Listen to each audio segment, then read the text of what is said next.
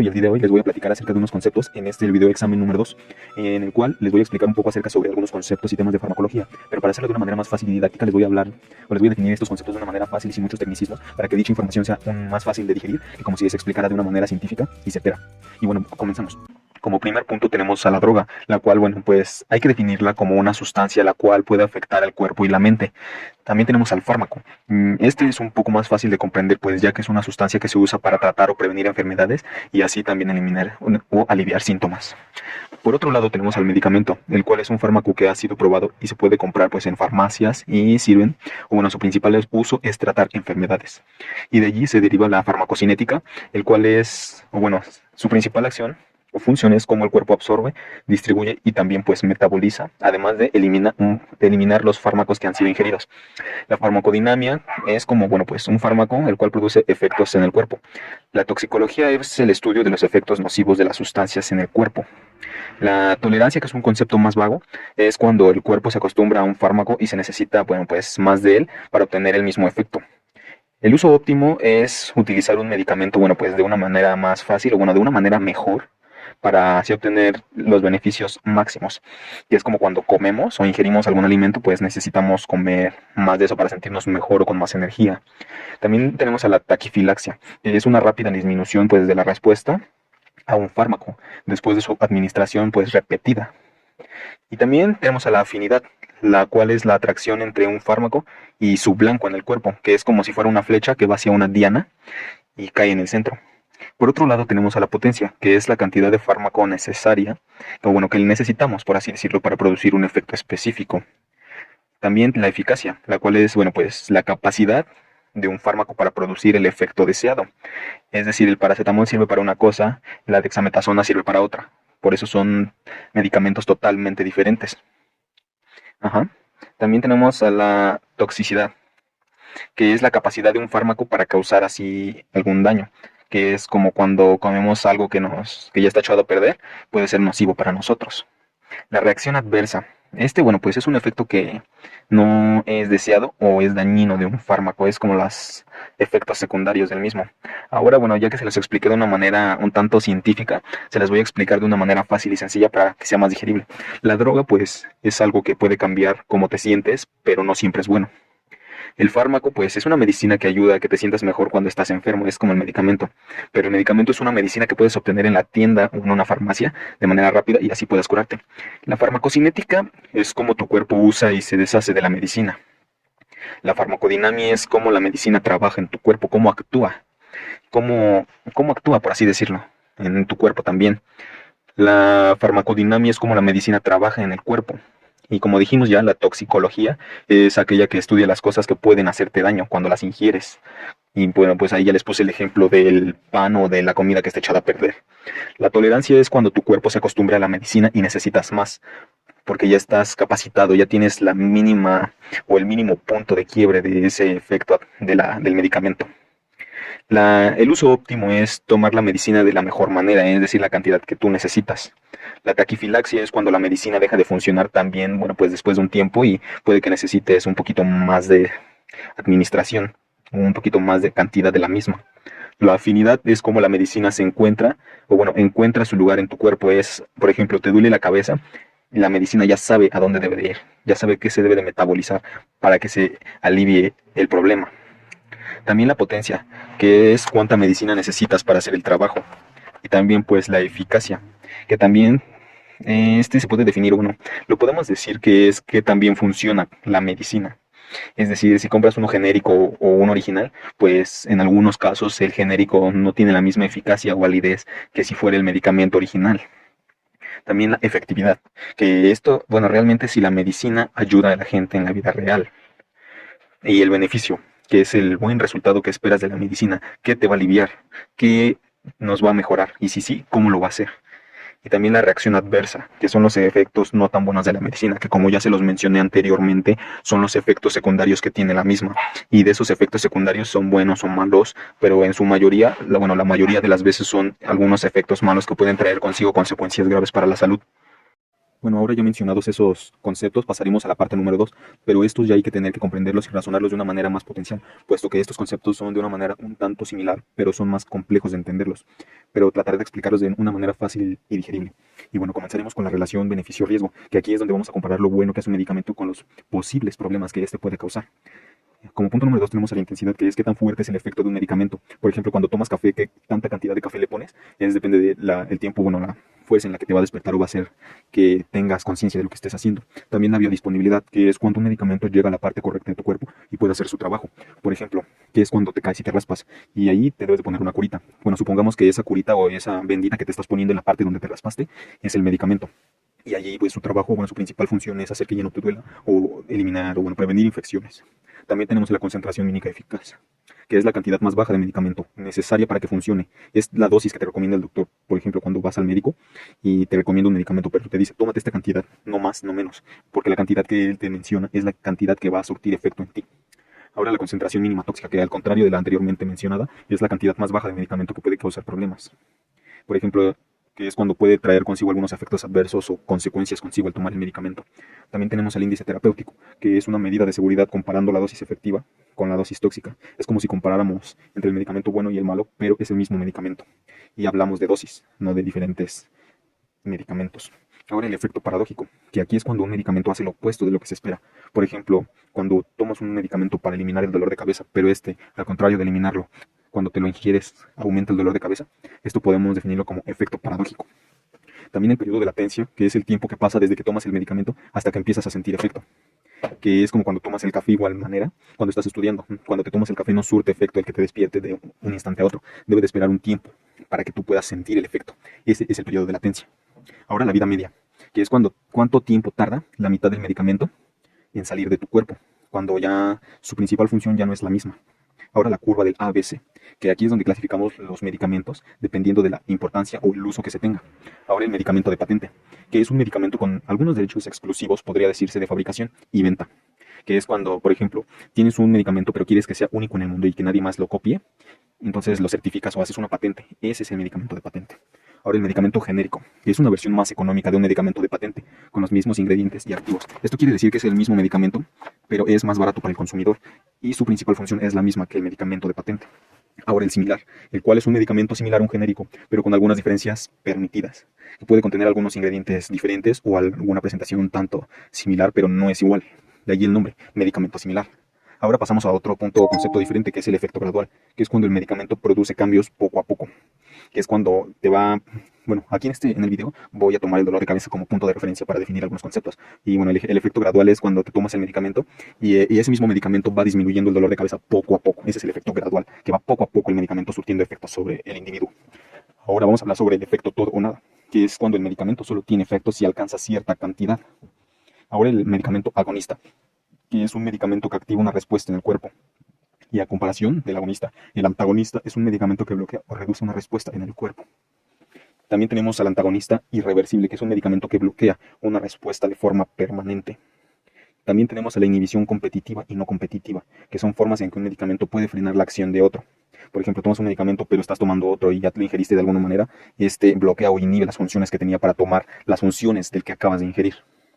Ahora la transducción de señales, que esto es de una manera muy compleja, sería muy tardado definirlo, pero para definirlo de una manera más fácil y sencilla, lo reduje a cómo las células convierten señales químicas en respuestas. También las características de la acción hormonal, que es cómo las hormonas afectan el cuerpo y sus funciones, y puede traer consigo tanto beneficios como consecuencias. También la relación beneficio-riesgo, que es cómo decidir, es decidir si jugar bajo la lluvia vale la pena, porque pues es bueno o es malo.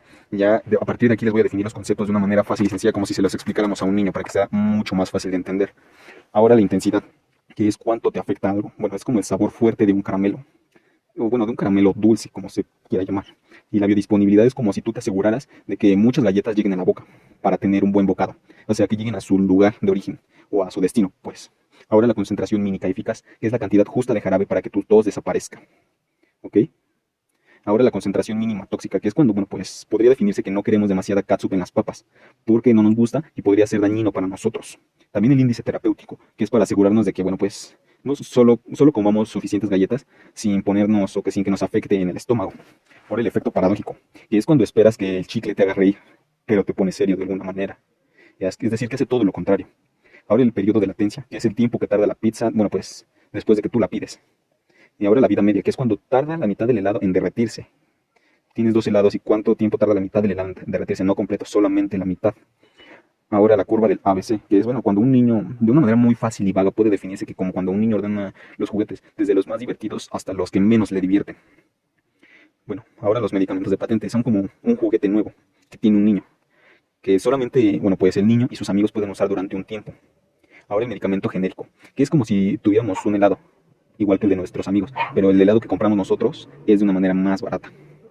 Ahora el medicamento similar, que es un juguete que es casi igual al que nosotros tenemos, que es el original, pero el de nuestros amigos tiene algunos cambios, por ejemplo puede ser una capa diferente, etc. Ahora el efecto gradual, que es cuando el cuento se pone más emocionante, pero va de una manera gradual, es decir, poco a poco, que es cuando el villano está apareciendo hasta que ya derrotó al héroe. Ahora el efecto todo o nada, que es cuando solo puede encender la luz y aprietas el interruptor, o bueno, sí, el interruptor, lo suficiente. Y ahora el medicamento agonista, que es una pastilla que le dice a tu cuerpo que empiece, pues, a bailar. Y el antagonista, que es un juguete que evita que otros juguetes hagan ruido. Y ahora el agonista irreversible, que es cuando algo que rompe el juguete, bueno, pues, ya no funciona. Ahora la inhibición competitiva y no competitiva. Cuando dos amigos quieren hablar contigo al mismo tiempo, pero pues tú solamente puedes escuchar a uno, no puedes escuchar a los dos amigos que te están hablando. Y la transducción de señales, que es como cuando tus amigos te dicen que juegues afuera y tú, bueno, pues entiendes que ya es el tiempo de salir a divertirse con los amigos. Y las características de acción hormonal, que es cuando las hormonas son como, bueno, pues, algunos mensajeros que le dicen a tu cuerpo qué hacer. Es como si tuviéramos a los Vengadores o a un equipo de superhéroes. Ahora pasamos con el apartado número 3, que de igual manera se los voy a explicar de manera sencilla y comprensible. Y bueno, tenemos a los segundos mensajeros, que son moléculas dentro de las células que transmiten señales importantes como calcio, AMPC cíclico y óxido nítrico. En otras palabras, son como mensajeros especiales en el cuerpo que transmiten información muy importante y veraz. También el calcio AMPC, que son segundos mensajeros específicos. El calcio aquí regula varias funciones celulares. El AMPC está involucrado en la transducción de señales y bueno, pues el óxido nítrico es un gas con funciones reguladoras. En otras palabras, son diferentes tipos de segundos mensajeros, como tipos diferentes de superhéroes en el cuerpo. Como punto número 3 tenemos a los mensajeros hidrofílicos, que son células que se disuelven fácilmente en agua y transmiten señales en ambientes acuosos dentro y afuera de las células, que es, bueno, es como a estos mensajeros les gusta el agua y como amigos que se divierten en una piscina. Ajá. Ahora tenemos a los mensajeros hidrofóbicos, que son moléculas que por nada del mundo se mezclan bien con el agua y transmiten señales en entornos lipídicos como las membranas celulares. En otras palabras, a estos mensajeros no les gusta el agua, como amigos que quieren estar secos y no se quieren mojar para nada. ¿Ok?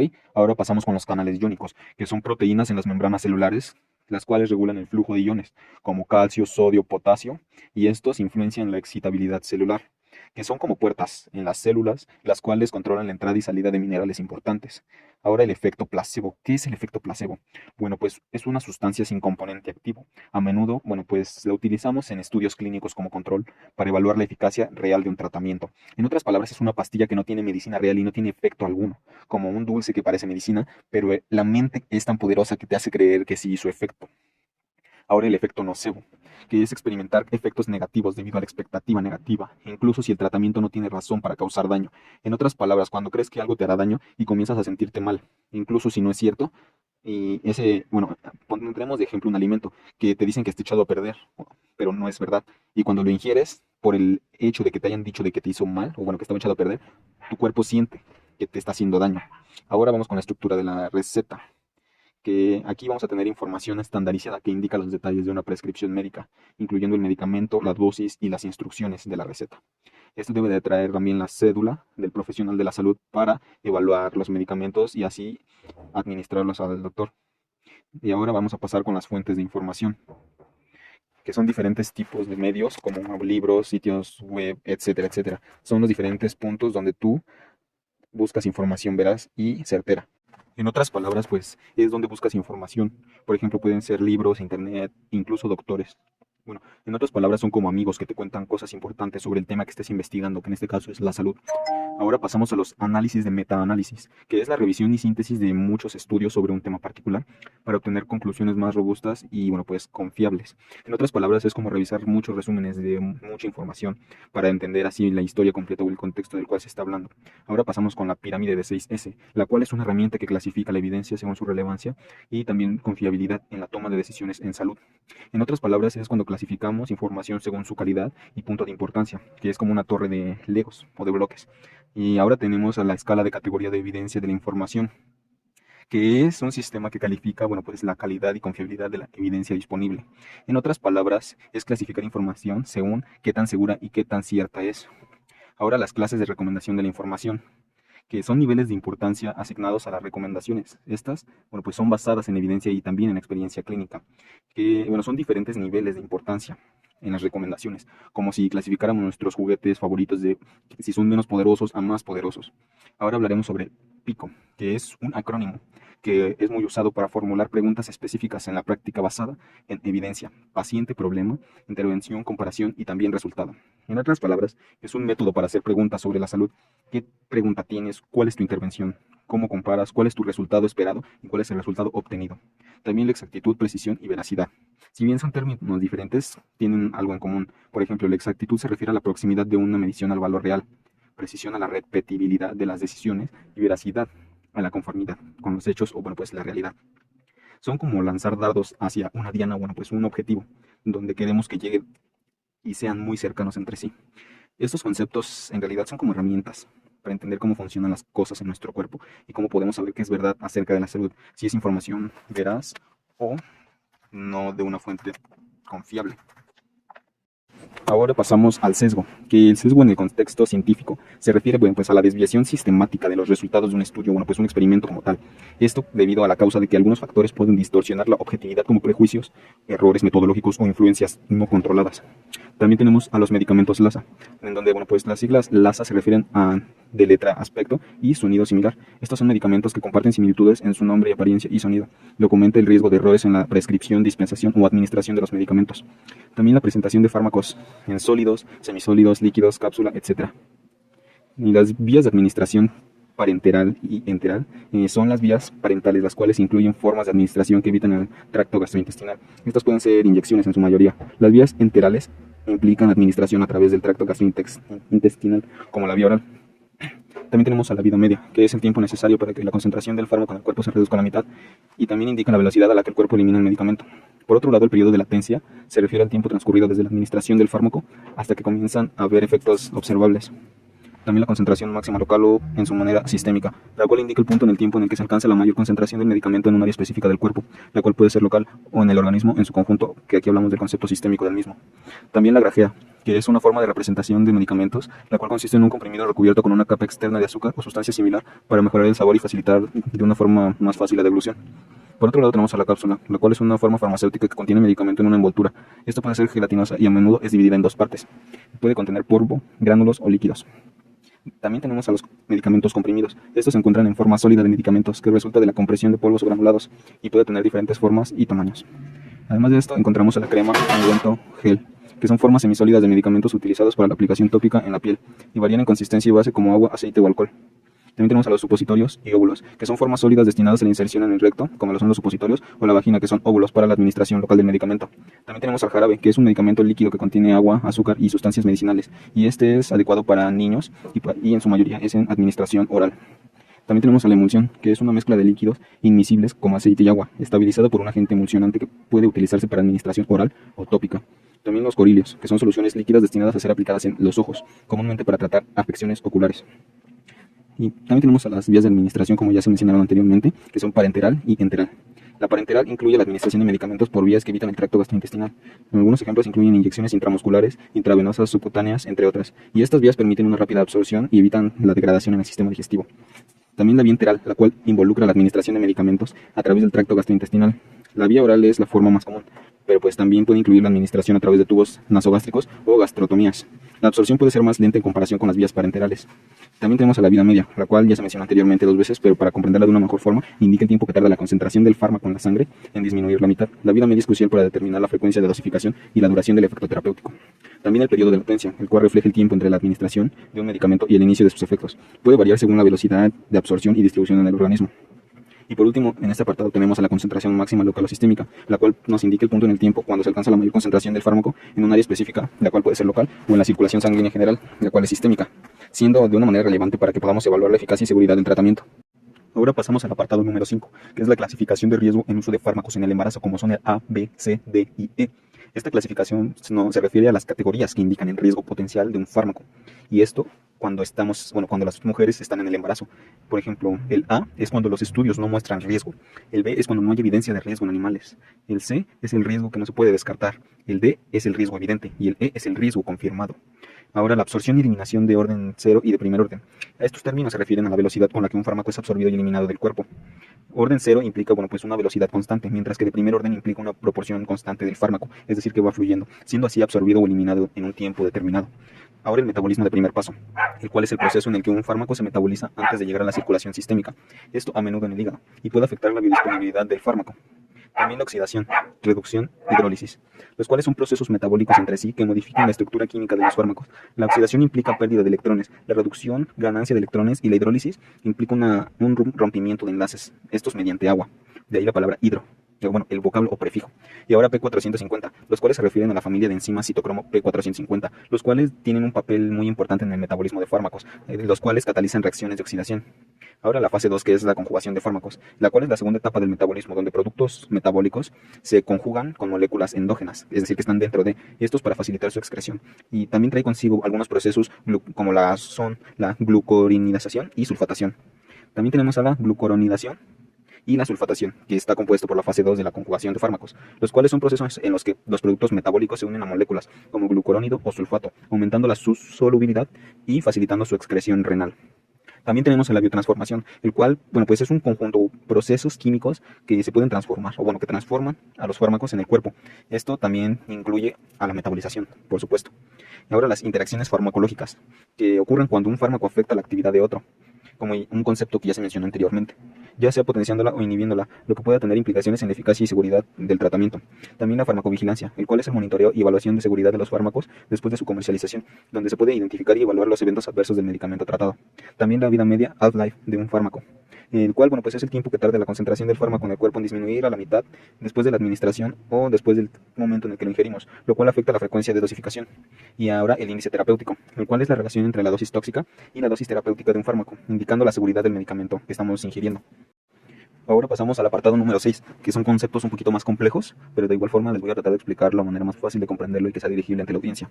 Por ejemplo, los compartimentos principales, los cuales en farmacocinética se refieren a las áreas del cuerpo donde se distribuyen los fármacos, y estos incluyen plasma sanguíneo, líquido intersticial, líquido intracelular, grasa y otros tejidos. También tenemos a la ionización de los fármacos por pH y pKa.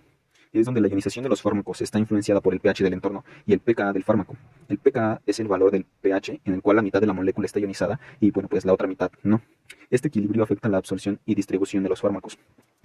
Como punto número 3 tenemos la importancia del pKa en el paracetamol y la aspirina o ácido acetilsalicílico. El paracetamol y la aspirina son ejemplos, pues donde el conocimiento del pKa es de una manera muy importante, puesto que el pKa del paracetamol influye en su absorción en el estómago, mientras que la aspirina con un pKa específico se ioniza en el intestino delgado, afectando su absorción y su biodisponibilidad. Ahora tenemos a conceptos relativamente fáciles, como lo pueden ser la albumina, la cual es una proteína plasmática y esencial en el transporte de fármacos, y estos principalmente en la sangre. Y su capacidad para unirse a moléculas afecta la distribución y la eliminación de fármacos en el cuerpo. También tenemos al aclaramiento del fármaco. Pues aquí el aclaramiento del fármaco comprende procesos como filtración glomerular, reabsorción tubular, secreción tubular y excreción, siendo así determinante para la eliminación eficaz de los fármacos del cuerpo. Por otro lado tenemos a la creatinina. La creatinina es un marcador que es muy usado para evaluar la función renal y calcular el aclaramiento de la creatinina. En otras palabras, un parámetro muy importante en la evaluación de la función renal, en el contexto de la farmacocinética, claramente hablando. Ahora, las generalidades de la inflamación. Esto es un poquito fácil de comprender, puesto que la inflamación es una respuesta inmunológica y compleja ante lesiones e infecciones, los cuales involucran mediadores como citoquinas, células inflamatorias y procesos como vasodilatación y aumento de la permeabilidad vascular. También como punto número 8 tenemos al ácido araquidónico. El ácido araquidónico es un ácido graso que es muy importante, puesto que desempeña un papel central en la síntesis de eicosanoides, incluyendo prostaglandinas y leucotrienos, como son mediadores claves en la respuesta inflamatoria.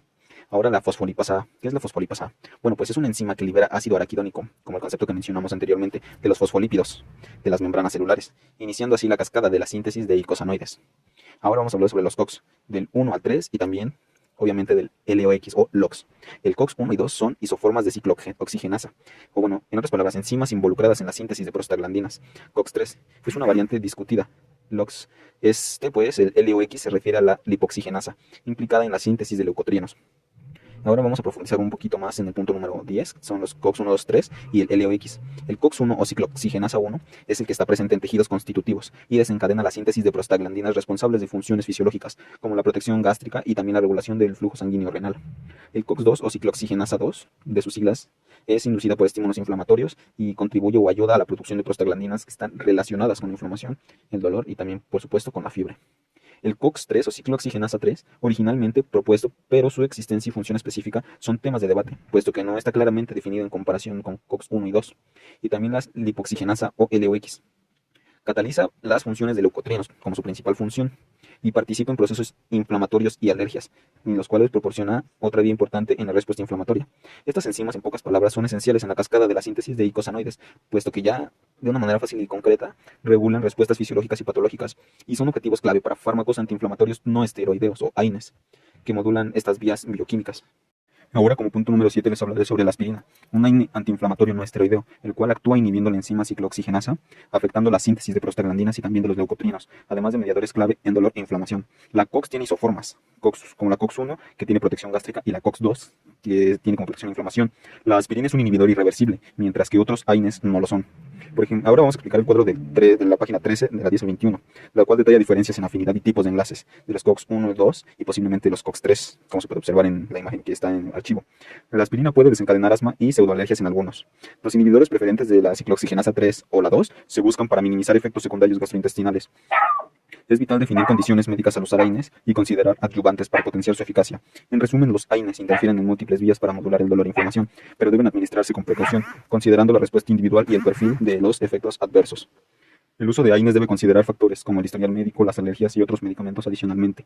La preferencia por inhibidores selectivos de la ciclooxigenasa 2 busca reducir riesgos gastrointestinales, aunque se debe evaluar el equilibrio con posibles problemas cardiovasculares asociados.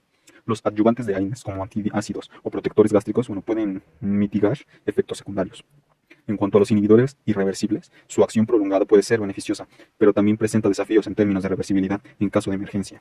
En síntesis, el uso de AINES implica una evaluación cuidadosa, pues aquí podemos considerar la complejidad de sus mecanismos de acción y los posibles impactos en los diferentes sistemas orgánicos. Como conceptos principales tenemos a las prostaglandinas, los cuales son compuestos lipídicos derivados de ácidos grasos, que desempeñan un papel crucial en la mediación de la inflamación, la regulación de temperatura corporal y percepción del dolor. También a los leucotrienos, que es otro grupo de mediadores lipídicos que participan en la respuesta inflamatoria, especialmente en procesos como la broncoconstricción y la migración de células inflamatorias. Como punto número 3 tenemos a la COX o ciclooxigenasa, la cual es una enzima responsable de la síntesis de prostaglandinas a partir de ácidos grasos. También existen isoformas como la ciclooxigenasa 1, cuya actividad es constitutiva, y el COX-2, que es inducida a respuesta a estímulos inflamatorios. También tenemos a los AINES, antiinflamatorios no esteroideos, que es una clase de medicamento que incluye a la aspirina y a otros que reducen la inflamación, el dolor y la fiebre, principalmente pues mediante la inhibición de la ciclooxigenasa. También tenemos a la ciclooxigenasa 1, 2 y 3, que ya lo mencionamos anteriormente, pero aquí lo definiremos de una manera más sencilla, que son isoformas de la ciclooxigenasa 1, la cual está asociada con funciones protectoras gástricas, así como la 2 con la respuesta inflamatoria y la 3, que ha sido propuesta como una forma de la enzima en el sistema nervioso central. Como punto número 6 tenemos a los inhibidores irreversibles, que son medicamentos que de una forma sencilla se unen de manera permanente a la enzima y así alteran su estructura. La aspirina es un ejemplo de un inhibidor irreversible de ciclooxigenasa. Y también a los inhibidores preferentes de COX-3 y COX-2, que son medicamentos diseñados para actuar de manera específica sobre las isoformas. Buscan minimizar efectos secundarios, especialmente a los gastrointestinales. Como punto número 8 tenemos a los inhibidores selectivos de ciclooxigenasa 2, que son medicamentos dirigidos específicamente a la isoforma ciclooxigenasa 2 con la intención de reducir la inflamación, esto sin afectar la ciclooxigenasa 1 relacionada con la protección gástrica. También a los adyuvantes de AINES, que es otro concepto totalmente diferente, que son medicamentos o sustancias que son utilizados junto con los AINES para potenciar su efectividad o también para mitigar posibles efectos secundarios. Y el cuadro de las páginas 13, 10 y 21 nos proporcionan una definición precisa de estos AINES y de las ciclooxigenasas. También tenemos al asma y la pseudoalergia con aspirina, que son esto puede suceder en algunas personas, las cuales pueden experimentar reacciones asmáticas o pseudoalérgicas al tomar aspirina, ya que implica una respuesta anormal del sistema inmunológico, que puede afectar las vías respiratorias. Y también como punto número 12, pero no menos importante, tenemos a los inhibidores reversibles, los cuales, a diferencia de los irreversibles, se unen temporalmente a la enzima y pueden ser desplazados, permitiendo una recuperación de la actividad enzimática. También a las formas en que los AINES inhiben a las varias vías de generación del dolor. Los AINES reducen el dolor al modular la síntesis de prostaglandinas, afectando así la señalización del dolor y la inflamación. Las definiciones al usar, un AINE implica de una manera más vaga considerar las condiciones médicas previas, alergias, etcétera, de los medicamentos concurrentes y factores de riesgo como lo son los cardiovasculares, antes de prescribir o consumir un AINE. Y bueno, como punto decimoquinto tenemos a los ayudantes de AINES, adyuvantes, que son sustancias coadministradas para mejorar la eficacia de los AINES o para reducir los posibles efectos secundarios como antiácidos, que son utilizados para proteger al estómago principalmente. Ahora, como punto número 8 o apartado número 8, les hablaré sobre la clasificación por estructura química de AINES o antiinflamatorios no esteroideos, los cuales pues de una manera muy sencilla se basan en la presencia de anillos aromáticos y grupos funcionales específicos. La vida media varía entre los diferentes AINES, influenciada por su metabolismo y también por su eliminación. Y bueno, pues las interacciones frecuentes incluyen posibles efectos adversos, puesto que ya cuando se combinan con otros medicamentos que afectan en la coagulación o la función renal. La farmacocinética del ácido acetilsalicílico, o mejor conocido como aspirina, involucra la absorción rápida del metabolismo hepático y también de la excreción renal. Y aquí, su farmacodinamia incluye la inhibición de la ciclooxigenasa, reduciendo la síntesis de prostaglandinas. El paracetamol se metaboliza principalmente en el hígado y tiene un mecanismo de acción central en el sistema nervioso central o SNS. También, bueno, pues en los esquemas de los cuadros grises de las fotografías de los libros, la potencia analgésica, antiinflamatoria, antipirética, gastropatía, nefrotoxicidad, etc., son los efectos que contienen la farmacocinética sobre los AINES, especialmente hablando sobre los conceptos anteriormente mencionados. Ahora, continuando con la clasificación por estructuras químicas de los AINES, se destaca la presencia de anillos aromáticos y grupos específicos, y estos, bueno, pues influyen en la actividad farmacológica, debido a que la vida media puede variar desde una corta hasta la prolongada, afectando la frecuencia de administración. Y también en cuanto a las interacciones, es esencial considerar posibles efectos adversos al combinar AINES con fármacos que afecten la coagulación, la función renal o el sistema gastrointestinal. La farmacocinética del ácido acetilsalicílico implica absorción rápida del metabolismo hepático y también puesto de la excreción renal. Y bueno, pues su farmacodinamia se basa en la inhibición de la ciclooxigenasa, en la reducción de prostaglandinas. Y por otro lado, también el paracetamol se metaboliza principalmente en el hígado y tiene un mecanismo de acción central en el sistema nervioso central. Y aquí, al ubicar la potencia analgésica antiinflamatoria, antipirética de los efectos gastrointestinales, nefrotóxicos y hepatotóxicos, se logra una representación clara de las propiedades y riesgos asociados en estos medicamentos. Y aquí, bueno, pues les voy a detallar un poquito los conceptos clave que vamos a utilizar para comprender lo que les acabo de decir. Como punto número 1 tenemos a la clasificación por estructura química de AINES, el cual incluye compuestos con anillos aromáticos y grupos funcionales específicos categorizados por su estructura química como salicilatos, ácidos acéticos y enólicos. También la vida media, que es el tiempo requerido para que la concentración del fármaco en el cuerpo se reduzca a la mitad, y esto puede variar según el AINE, afectando la frecuencia de administración. También las interacciones frecuentes, que son los posibles efectos adversos al combinar los AINES con otros medicamentos como los anticoagulantes, antiperceptivos, hipertensivos o diuréticos, que podrían afectar la coagulación o la función renal. Como punto número 4, concepto número 4, tenemos a la farmacocinética de la aspirina o del ácido acetilsalicílico, el cual involucra la absorción, una absorción rápida del metabolismo hepático y la excreción renal. Su acción antiinflamatoria, se debe a la inhibición de la ciclooxigenasa y la reducción de prostaglandinas. También la farmacodinamia del paracetamol, un medicamento sumamente importante y que todos conocemos, que aquí es cuando se metaboliza principalmente en el hígado y tiene un mecanismo de acción central en el sistema nervioso central. Aunque bueno, pues su mecanismo no sea el eficiente, no está completamente comprendido, porque se cree que actúa principalmente en el sistema endocannabinoide. Como punto número 6, la potencia analgésica, antiinflamatoria y antipirética, el cual representa la eficacia del fármaco en aliviar el dolor, reducir la inflamación y bajar la fiebre, respectivamente. También a los efectos adversos, claro está, puesto que incluye la gastropatía, que es la afectación del sistema gastrointestinal, la nefrotoxicidad, que es el daño renal, la hepatotoxicidad, que es el daño hepático, y los efectos cardiovasculares sobre el sistema nervioso central. Y también hay que saber que integrar estos conceptos nos puede dar una visión completa de los AINES, permitiendo comprender sus propiedades farmacológicas y riesgos asociados. Ahora, los esquemas visuales en cuadros grises de las fotos de los libros son representaciones gráficas de un resumen sobre la información de la potencia analgésica, antiinflamatoria, antipirética y riesgos asociados de los AINES, los cuales facilitan la comparación y comprensión rápida de los mismos. Por otro lado, como punto número 9 tenemos a la potencia analgésica, que es la capacidad de un fármaco para aliviar el dolor en los esquemas, y aquí se destaca la variación en la eficacia analgésica entre los diferentes AINES.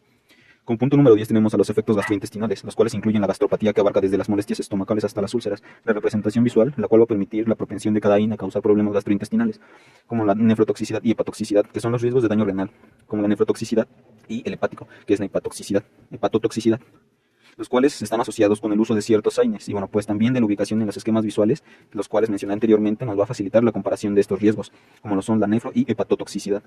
Como punto número 12 tenemos a los efectos cardiovasculares, los cuales comprenden posibles implicaciones sobre el sistema cardiovascular al utilizar AINES, como el riesgo de eventos trombóticos o hipertensión. Claro está, ya que su representación visual ayuda a entender las diferencias entre los medicamentos. Estos conceptos detallan aspectos esenciales de la farmacología de los AINES, ofreciendo una comprensión integral de sus propiedades y riesgos, esto para tomar decisiones informadas en la práctica clínica. Y bueno, respecto al paracetamol, en el video que usted nos menciona que hay que definir o conceptualizar, bueno, tenemos a la potencia analgésica, la cual se destaca por su efectividad en alivio del dolor, y esto especialmente para dolores leves moderados. También a la antiinflamatoria, que es la limitada capacidad antiinflamatoria en comparación con algunos AINES. En los esquemas, bueno, pues se puede observar una menor actividad en este aspecto. Y también antipirética, que es eficaz para reducir la fiebre, actuando principalmente a nivel central, como lo son los efectos gastrointestinales, los cuales generalmente bien tolerado a nivel gastrointestinal y con menor propensión a causar gastropatía en comparación con algunos AINES. Como ya se mencionó anteriormente, la nefrotoxicidad y hepatotoxicidad es menos propenso a causar daño paracetamal, daño renal y hepático en comparación con algunos AINES. Estos riesgos son bajos a dosis terapéuticas normales, pero que resaltaría la importancia de evitar una sobredosis. También como punto número 6, como apartado número 2 en respecto al paracetamol en el resumen y en el video, tenemos a la menor influencia en el sistema cardiovascular en comparación con AINES, donde se enfatiza un perfil pues más seguro en este aspecto. Y como apartado número 7 tenemos al sistema nervioso central, o abreviada sus siglas SNC, el cual su acción principal es a nivel central y de una manera más determinada, puesto que actúa sobre el centro termorregulador en el hipotálamo para reducir la fiebre, y pues no suele causar efectos significativos en el sistema nervioso como sedación. Bueno, ahora les voy a hablar sobre la hipersensibilidad al ketorolaco, diclofenaco, paracetamol, aspirina, ibuprofeno, metamisol, ciclonixinato, delicina y naproxeno, los cuales se refieren a posibles reacciones alérgicas o respuestas exageradas a estos medicamentos. Y bueno, como introducción, los AINES con mayor efecto antiinflamatorio, analgésico, antiespasmódico y plaquetario son diclofenaco, ibuprofeno y naproxeno. Por otro lado, los tres AINES con mayores efectos adversos suelen ser aspirina, ibuprofeno y diclofenaco debido a sus posibles efectos gastrointestinales y cardiovasculares. La combinación de AINES debe hacerse con precaución, ya que aumenta el riesgo de efectos adversos y pueden combinarse con protectores gástricos o bajo supervisión médica. Esto para minimizar riesgos. También para un paciente con trismos por un golpe en la mandíbula se puede recetar ibuprofeno, ya que tiene propiedades antiinflamatorias y anestésicas. Para un paciente con una extracción dental de número 16, se podría recetar ibuprofeno o paracetamol para controlar el dolor y la inflamación, según la tolerancia y condiciones específicas del paciente. Como conceptos introductorios a este tema, tenemos al ketorolaco, el cual es un AINE o antiinflamatorio no esteroideo que se usa comúnmente como anestésico y antiinflamatorio. Puede ser administrado oralmente o por inyección. También al diclofenaco, otro AINE utilizado para aliviar el dolor o reducir la inflamación, y puede administrarse también por vía oral o tópica. El paracetamol, el más famoso de estos, es un anestésico y antipirético común, pero no pertenece al grupo de los antiinflamatorios no esteroideos y es conocido por su capacidad para reducir la fiebre y el dolor, pero tiene un efecto limitado en la inflamación. También la aspirina o ácido acetilsalicílico, el cual, aunque también es un AINE, se destaca por su capacidad anticoagulante, ya que afecta la función plaquetaria. Se usa para reducir el dolor, la inflamación y la fiebre. Y el ibuprofeno, otro AINE ampliamente utilizado para reducir el dolor, la inflamación y la fiebre. Puede ser administrado oralmente o tópicamente. También el metamisol, un anestésico y antipirético que es utilizado para tratar el dolor moderado o severo. Se ha asociado con agranulositis, ya con un efecto adverso raro, pero es muy grave. También el clonixinato de lisina, un AINE con propiedades analgésicas y antiinflamatorias, que es utilizado para el alivio del dolor. Y también el naproxeno, otro AINE que se utiliza para aliviar el dolor, reducir la inflamación y bajar la fiebre. Tres AINEs con mayor efecto antiinflamatorio, anestésico, antiespasmódico y plaquetario son el diclofenaco, el ibuprofeno y el naproxeno, los cuales ya definimos con anterioridad. Tres AINEs con mayores efectos adversos podrían ser la aspirina, el ibuprofeno y diclofenaco, especialmente debido a riesgos gastrointestinales y cardiovasculares. ¿Cómo se pueden combinar los AINEs? La combinación de AINEs debe hacerse con precaución bajo supervisión médica y puede incluir la adicción de protectores gástricos para reducir el riesgo de efectos secundarios y gastrointestinales. Esto, en caso de trismos por un golpe en la mandíbula, se podría recetar ibuprofeno para una extracción dental del 16. Ibuprofeno o paracetamol podrían ser recetados según la tolerancia y necesidades específicas del paciente. Continuando con los conceptos, tenemos a la hipersensibilidad, la cual es referida a reacciones exageradas o alérgicas a ciertos medicamentos. En este contexto, a los mencionados AINEs. El efecto antiinflamatorio, que es la capacidad de reducir la inflamación en el cuerpo, aliviando síntomas como dolor, calor, enrojecimiento e hinchazón. También el efecto analgésico, que es la propiedad de aliviar el dolor, bloqueando las señales de dolor en el sistema nervioso. Y el efecto antiespasmódico, que es la capacidad de reducir o prevenir espasmos musculares involuntarios, así como el efecto plaquetario, relativo a la función de las plaquetas sanguíneas. Algunos AINEs pueden afectar la coagulación siendo anticoagulantes. Los efectos adversos, este término ya se definió anteriormente, pero son reacciones no deseadas o dañinas que pueden ocurrir como resultado del uso de un medicamento previamente preestablecido en la prescripción médica, como la combinación de los AINEs. Esto se debe hacer con precaución debido al riesgo de aumentar los efectos adversos, especialmente al sistema gastrointestinal y cardiovascular. Puede ser necesaria la adicción de protectores gástricos o bajo la supervisión de un profesional de la salud. En caso de trismos por un golpe en la mandíbula, se podría recetar ibuprofeno por su efecto antiinflamatorio o analgésico para una extracción dental de 16. Ibuprofeno o paracetamol podrían ser apropiados considerando la situación clínica del paciente y posibles contraindicaciones. Pero siempre es fundamental seguir las indicaciones de algún profesional de la salud si es que no tenemos el conocimiento establecido para prescribir algún medicamento de una manera autónoma y monótona cuya eficacia sea la exacta. También vamos a definir trismos, que ya fue anteriormente mencionado pero no definido, que es la restricción de la apertura normal de la boca debido a la contracción involuntaria de los músculos masticatorios. En este caso se puede recetar ibuprofeno, ya que sus propiedades antiinflamatorias pueden ayudar a reducir la inflamación y aliviar el dolor asociado al trismos. También una extracción dental del 16. Esto, pues ya sabemos que hace referencia a la extracción de un diente específico, en este caso el número 16, pero según la nomenclatura dental. Después de este procedimiento se podría recetar ibuprofeno o paracetamol para controlar el dolor y la inflamación. La elección dependerá de la tolerancia y las condiciones médicas del paciente, y esto debe ser determinada por un profesional de la salud, que sepa prescribir los medicamentos de manera correcta para que la biodisponibilidad sea de acuerdo al problema que se esté tratando. Pero hay que recordar que es crucial seguir las indicaciones y dosificaciones recomendadas por un especialista, ya que el uso inadecuado de estos medicamentos puede tener efectos adversos y secundarios. Bueno, como último punto, o apartado número 10, les voy a platicar un poco acerca de los conceptos que ya mencionamos anteriormente, pero no fueron definidos concretamente, como lo son los parches de Haines o antiinflamatorios no esteroideos. Como principal definición, son dispositivos transdérmicos que liberan gradualmente medicamentos antiinflamatorios, estos para el alivio localizado del dolor. También tenemos a los analgésicos coadyuvantes, los cuales son medicamentos que, aunque no son analgésicos principales, se utilizan junto con ellos para potenciar o mejorar el control del dolor. También tenemos a la farmacocinética, que es el estudio de la absorción, distribución, metabolismo y excreción de los fármacos del organismo. También la farmacodinamia, que es el estudio de los efectos bioquímicos y fisiológicos de los fármacos, incluyendo sus mecanismos de acción principales. También la dosis de antidepresivos. ¿Pero qué es una dosis de antidepresivos? Bueno, pues es la cantidad específica de un antidepresivo que se administra para lograr el efecto terapéutico deseado. Por otro lado, tenemos a los anticonvulsionantes, que son medicamentos utilizados para prevenir o controlar las convulsiones.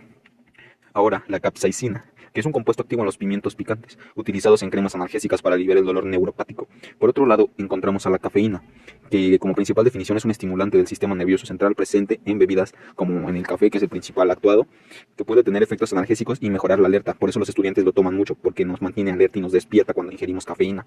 Ahora, los antihistamínicos, que son medicamentos que bloquean los efectos de la histamina utilizados para tratar alergias y algunos otros síntomas relacionados. Como punto número 10 tenemos a las benzodiazepinas, por ejemplo el clonazepam, que también fue mencionado anteriormente pero no fue definido, que son medicamentos ansiolíticos y sedantes, los cuales pues actúan sobre el sistema nervioso central, incluido el clonazepam. Y los opioides, por ejemplo el tramadol y la oxicodona, que son analgésicos potentes, muy potentes, que actúan en receptores opioides para aliviar el dolor. También la loperamida, que son medicamentos utilizados para tratar la diarrea al disminuir la motilidad intestinal. En pocas palabras, alivian la diarrea, loperamida. Ahora el dextromentorfano, que es un antitusivo utilizado para suprimir la tos, actuando sobre el centro de la tos en el cerebro. Ahora los cannabinoides, que son compuestos químicos que interactúan con los receptores cannabinoides en el cuerpo, presentes en la marihuana y utilizados con fines medicinales. Ahora los corticosteroides, por ejemplo, el síndrome de Cushing, que son hormonas esteroides con propiedades antiinflamatorias utilizadas en diversas condiciones médicas. El síndrome de Cushing resulta de la exposición prolongada a altas dosis de los mismos. Ahora vamos a hablar con las generalidades de algunos anestésicos. Por ejemplo, son sustancias que provocan pérdida de sensibilidad o conciencia utilizadas en procedimientos médicos para bloquear el dolor. Pero es importante tener en cuenta que estas definiciones son simplificadas y pueden variar según el contexto clínico farmacológico del cual estemos hablando, puesto que son una amplia variedad de ellos. Ahora los parches Haines. Bueno, pues vamos a profundizar un poquito más en los temas de los cuales ya estuvimos hablando con anterioridad en el apartado número 10. Y como principal punto teníamos los parches Haines o antiinflamatorios no esteroideos. Bueno, pues los parches de Haines, como el diclofenaco, liberan poco a poco el medicamento a través de la piel. Y esto para reducir la inflamación y aliviar el dolor localizado. Actúan inhibiendo la enzima ciclooxigenasa, es decir, que la bloquean, reduciendo así pues la síntesis de prostaglandinas y mediadores inflamatorios. También a los anestésicos coadyuvantes, que son medicamentos que incluyen antidepresivos, anticonvulsionantes y otros, que complementan los analgésicos principales, por ejemplo los antidepresivos como la amitriptilina, los cuales pueden modular la percepción del dolor al afectar la transmisión de señales nerviosas. También la farmacocinética, que como profundización aborda cómo el cuerpo absorbe, distribuye y metaboliza los fármacos, además de su eliminación, y este involucra procesos como la absorción intestinal, la circulación sanguínea, el metabolismo hepático y también la excreción renal. Por otro lado tenemos a la farmacodinamia, que se centra en los efectos y mecanismos de acción en los fármacos a nivel molecular y celular. Por ejemplo, los antidepresivos podrían ser un claro ejemplo, ya que pueden actuar aumentando la biodisponibilidad de neurotransmisores como la serotonina en el cerebro. También sobre las dosis de antidepresivos, esto puede variar según el tipo de la gravedad de la depresión. Ajustar la dosis es crucial para equilibrar la eficacia y también minimizar los efectos secundarios, considerando las respuestas individual del paciente. Ahora los anticonvulsionantes. Estos fármacos, como la carbamazepina, previenen las convulsiones al modular la actividad eléctrica en el cerebro. Actúan principalmente bloqueando los canales de sodio y estabilizando las membranas neuronales. Ahora la capsaicina.